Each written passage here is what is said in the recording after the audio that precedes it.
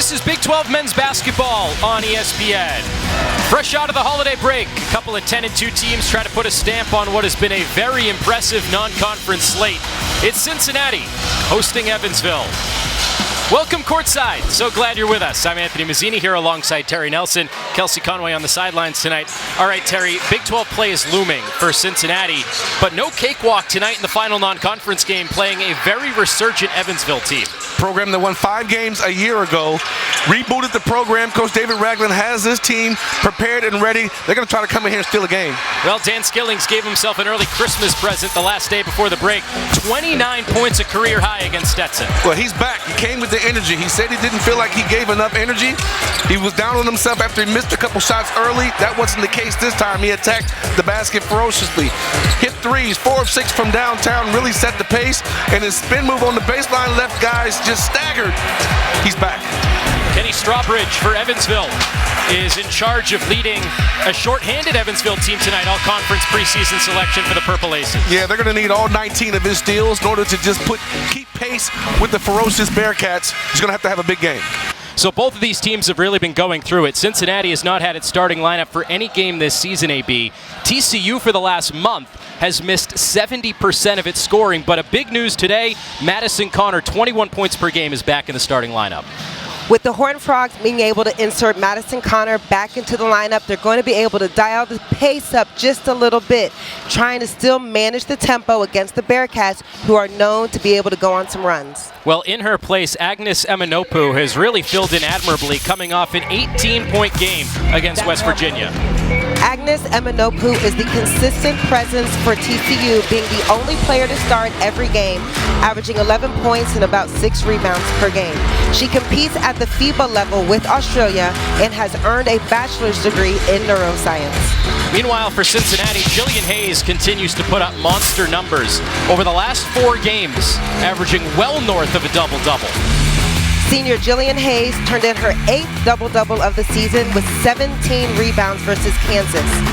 She's in 12 big games only. She leads the Bearcats in offensive boards. Mark Campbell has done a fantastic job with TCU, and again, the what-ifs. They already have a 7-win improvement from last year. He turned Sacramento State around, went to the NCAA tournament last year. Imagine if they were all together, AB, with all these injuries and illness. Getting closer to the holiday season, Frosty. He's got some handles and some hops. I got a good one for you, Terry. How much did Santa pay for his sleigh? How much did Santa pay for his sleigh? Nothing. It was on the house. Stop. Marshall, one-handed scoop. Good contest by Jenks. But Cincinnati turns it over. A miscommunication. Wide open Marshall.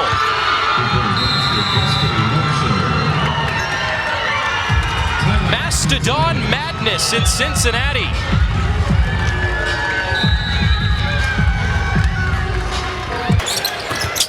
And they throw it away. Steal for Thomas. Toomey flies in for the swat. Guy's doing everything for the Purple Aces. Oh, I love it. This young fella is out here putting on a show. Day Thomas thought he had a smooth layup. Baylor a chance to show off again. Thomas, though, is stripped. Van Geitenbeek. They are hot. Van Geitenbeek giving the nod. You love the confidence that Baylor is playing with right now. Cincinnati wants to run. Frederick, this one a bit longer outside. Yes, and he's fouled. Knocked in the face, didn't matter. He still rings it in from 3. I mean, you got to find this guy in transition. They didn't read the resume. Oklahoma State a chance to win it on the road. 10 to go. Dribble handoff. Garzone loses it. Williams runs forward. And Malaya Williams gives Cincinnati the late lead. Defense right now setting the tone and getting the hype out of the Cincinnati Bearcats. Oklahoma State trying to be strategic and getting a ball screen action for Garzone, but Malaya Williams the hungry senior. She's been through the trenches with this Bearcat program. She's been in close games before. Under the previous staff, she's learned to be resilient through all of the tough times. And now under the leadership of Coach Merriweather, she's taken that resiliency, she's taken that hunger and competitiveness and applied it to this nice swing for the Bearcats in Big 12 basketball. So Cincinnati with the lead, a lot of excitement, but still plenty of time here. 2.7, the timeout advances the basketball, and we're in the same situation again. Cincinnati down by 8, and you have to imagine, Terry, this is the worst case scenario for the Bearcats, a Stetson team that we knew coming in if they made some threes, Cincinnati was going to be tested tonight. So it was Cincinnati's job to not let them make those threes. So far, Stetson's off to a great start. Yeah, they're going to use their weapon, and if the Bearcats can't hit any shots from downtown, then they best have an inside game. Newman hangs in the air and almost turns it over off the hand of Gross, who could not keep it in. And Cincinnati is led by Wes Miller, his 3rd season at Cincinnati. Overall has gone to 2 NCAA tournaments. Those were during his years at UNC Greensboro. Dan Skilling's into the game for Cincinnati, kicks it out to Thomas. A good closeout by Swenson. And Thomas off the mark from 3. Newman glides in for the rebound. Thomas drives inside this time, the blow by and the finish. Quick wipe and go baseline by Dede Thomas. Thought CJ Frederick should have let that one fly when he got it. You can't pass up too many good looks. The Bearcats are going to be successful from the perimeter. Frederick is the guy on the floor that would give Stetson a run for its money with his percentage from 3. It's an offensive foul on the dribble handoff. John Newman is fighting through every screen, trying to make it tough, and he is really making it tough on the Stetson perimeter defenders. That foul on Swenson. And you watch his handoff here. The head flies back. Thomas again gets all the way to the cup. Well, they're playing the perimeter, and after the high post screen, he's getting into the middle, probing. Nobody's picking him up, so he's just taking what the defense is giving him. That is the area of weakness for this Stetson team, the inside game.